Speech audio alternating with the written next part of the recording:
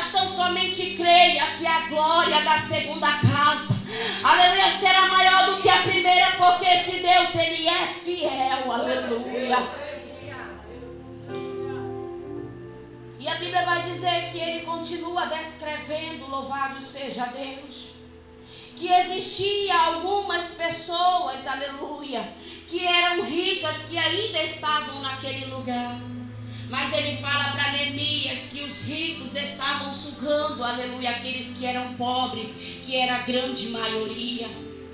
E olhando, aleluia, para essa história, nós paramos e nós vemos, aleluia, que hoje, louvado seja Deus, nós não vivemos dias diferentes, não.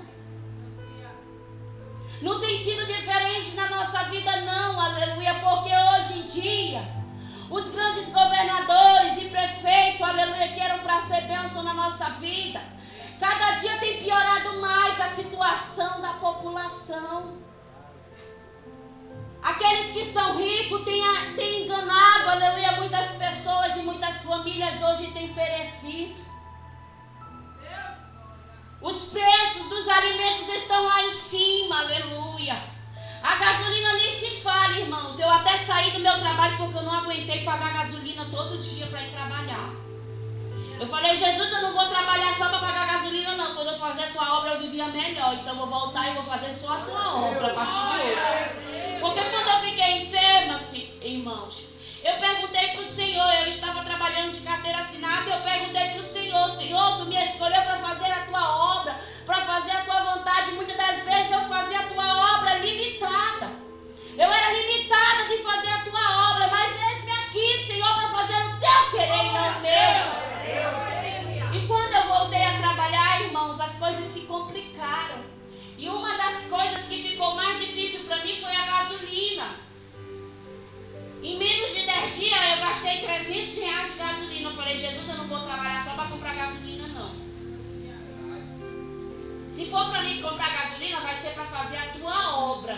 É para fazer o teu querer e não o meu. Porque quando eu fazia a obra de Deus, irmão, Deus me honrava de uma forma sobrenatural e nada me faltava. E eu trabalhando, ganhando bem, conquistando as coisas, às vezes era tão difícil, às vezes faltava recurso. Eu dizia, Jesus, essas coisas estão erradas. E ali o Senhor permitiu muitas coisas na nossa vida, porque quando a gente entrega a nossa vida para Jesus, é assim, irmão. Nós não podemos mais fazer a nossa vontade.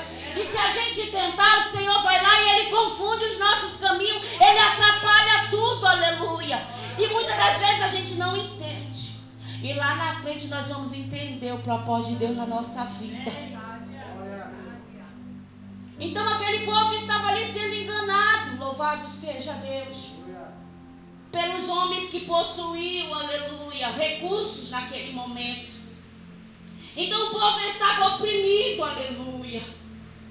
O povo estava em estado de miséria, em estado de calamidade. E a Bíblia vai dizer que Neemias se entristece ao ponto de chorar, ele senta. E a Bíblia vai dizer que ele começa a orar, ele começa a clamar, aleluia. Porque independente de qualquer situação, irmão, nem tudo está perdido na nossa vida. Aleluia, então somente creia, começa a orar, começa a clamar, aleluia. Porque os céus, eles se movem em seu favor quando um crente começa a orar. Quando um cego começa a clamar, aleluia, há barulho no céu, arabaxão de cantaramanaia.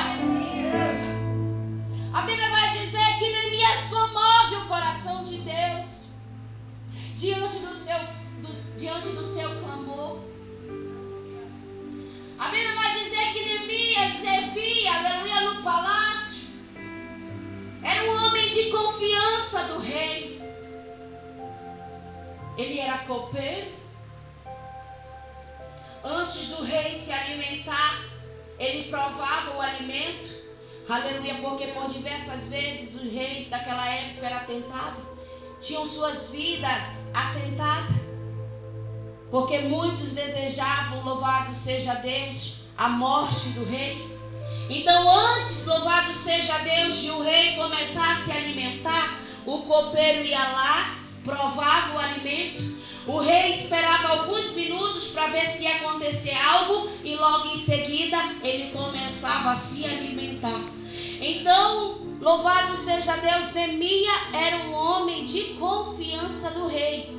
E a Bíblia vai dizer que Neemias ele servia não somente o rei, mas como também a rainha.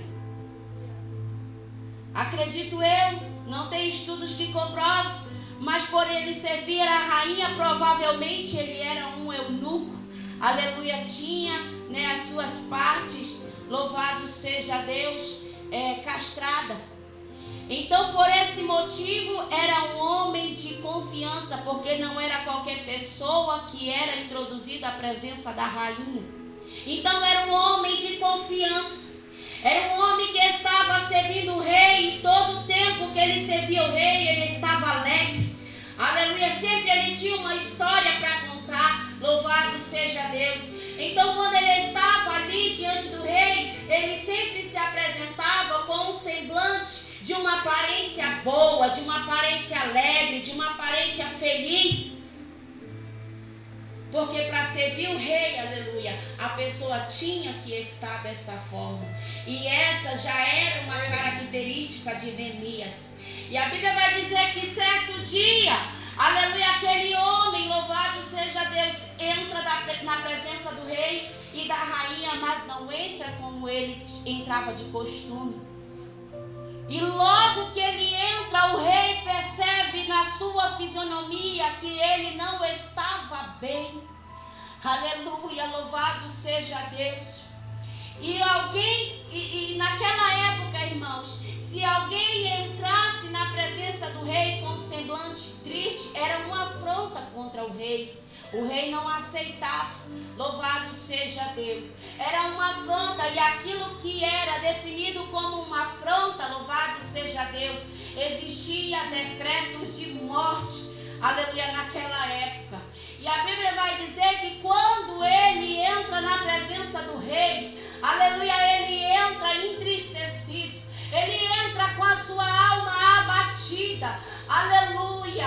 Muitas das vezes, diante da luta, diante das adversidades, irmãos, aleluia, nós nos encontramos desta maneira, aleluia, cabisbaixo, abatido, aleluia, entristecido, aleluia. Mas se você pudesse contemplar o que Deus, aleluia, Ele tem preparado para a tua vida, por trás dessa luta, por trás dessa prova, tu não estava triste, porque se Deus, Ele é fiel, aleluia, não existe nada impossível, aleluia, para esse Deus que Ele não possa tornar possível na nossa vida, aleluia, mas para isso é necessário crer. Aquele homem estava triste porque aos olhos dele, aleluia, aos recursos dele não havia possibilidade nenhuma dele ir, aleluia, até a sua cidade e reconstruir os seus muros.